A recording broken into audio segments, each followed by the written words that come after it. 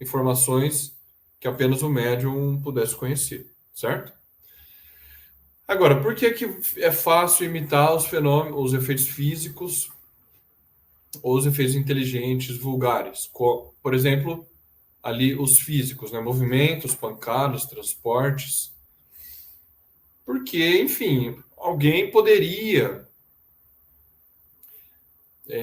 preparar uma mesa, alguém poderia preparar algum mecanismo por trás das paredes, porque a gente sabe que as batidas, as pancadas, elas vinham na mesa, vinham no assoalho, no piso, vinham no teto, nas paredes. Mas alguém poderia deixar aquilo preparado, né? Pensando no caso de charlatanismo.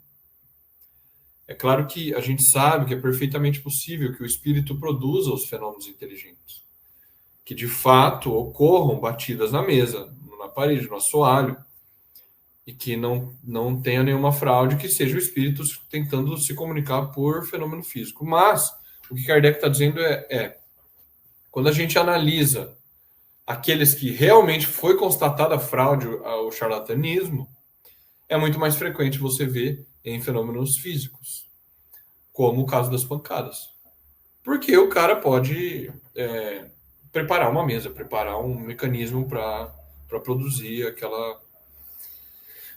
aquele engano, né? É claro que se a gente parar para pensar, uma pessoa dessa que engana, ela não duraria muito tempo enganando, né? Como diz o ditado popular aí, a mentira tem perna curta, e quem engana um não engana milhões, né? Ou quem engana uma vez não engana 1000 vezes.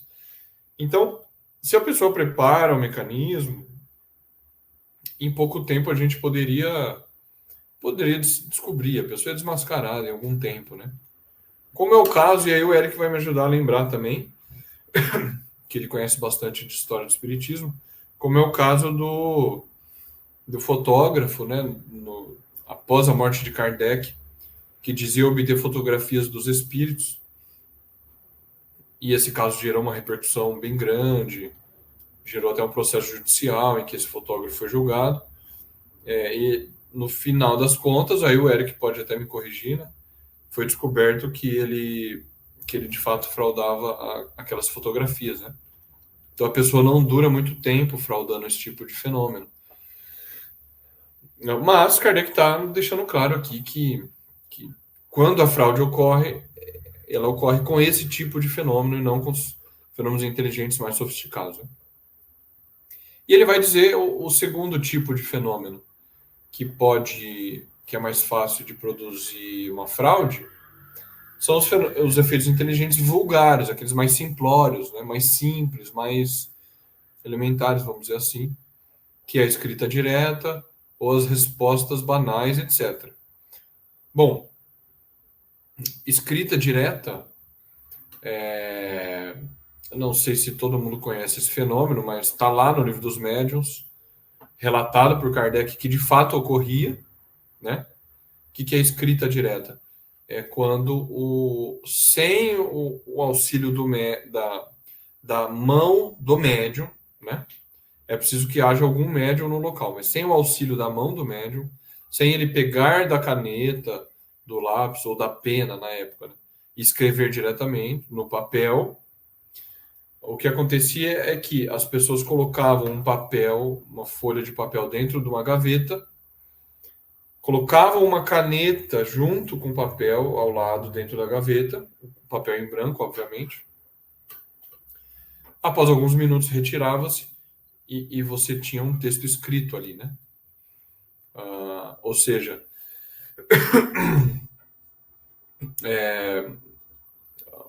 foi produzido ali. Isso era uma coisa que Kardec vai colocar, né? Não só com a caneta junto, mas às vezes ocorria de ser produzido o fenômeno, a escrita aparecer no papel sem nenhuma causa aparente, ou seja, a ideia de que a escrita foi direta, o espírito produziu aquela tinta que seria utilizada ali no papel, né?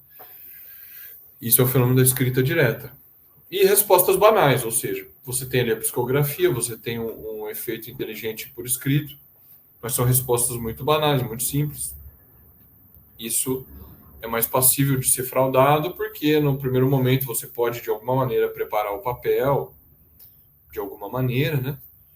E as respostas banais você pode. A pessoa também pode tentar inventar alguma coisa, né? Então, são esses os tipos de fenômenos que Kardec dizia que eram mais passíveis de serem imitados, né? Serem fraudados. Ah, bom, não sei se você quer comentar alguma coisa, Eric, que eu passo para você e a gente continua comentando o restante do item.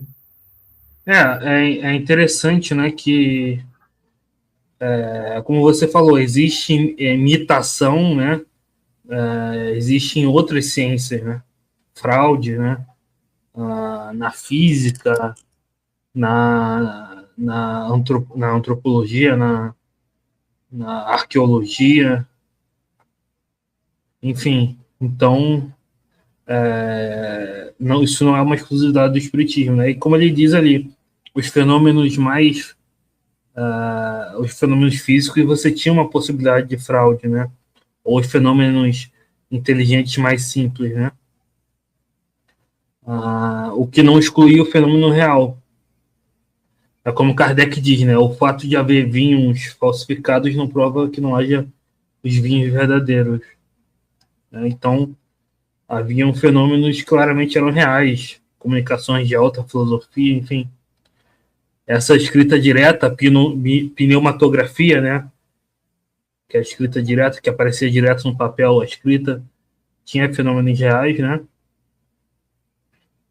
Mas, sobretudo, Kardec falava, né?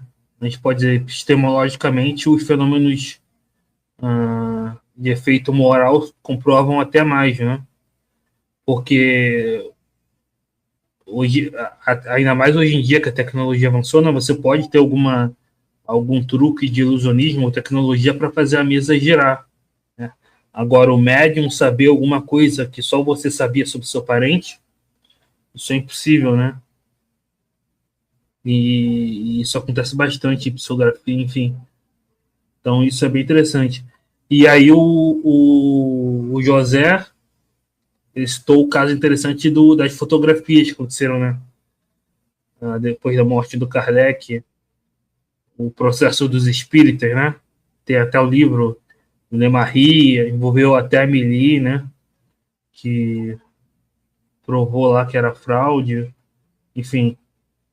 Aí tinham publicado, né? Ah, Eu tô até com o livro aqui, Eric. Só para mostrar para o pessoal, vou tentar mostrar na câmera. Eu não li ainda, mas é um livro que estava guardado há muito tempo lá. E aí eu consegui recuperar o Processo dos Espíritas, escrito pela Madame Lemarri, que era esposa, né, esposa do Lemarri, que para quem conhece um pouco de história do espiritismo, sabe quem foi o Lemarri, pivô de muitas polêmicas e vários acontecimentos ali no pós-Kardec, né? Então esse aqui é o livro em que ela vai relatar todo, do ponto de vista dela, do ponto de vista pessoal dela, a esposa do Lemarri, todo o processo dos espíritas, né? A gente vê até um desenho aqui, uma gravura, né, do juiz, e a Amélie Boudet foi chamada, a esposa de Kardec, né, foi chamada a depor, o Lemarri foi chamado também. Eu não li ainda o livro, mas pelo que me pareceu folheando, a Madame Lemarri ela vai se queixar de uma suposta perseguição religiosa aqui, porque aparentemente o juiz era católico e aí tinha alguma oposição da igreja com relação ao espiritismo na época, né? E aí ela vai alegar isso, né?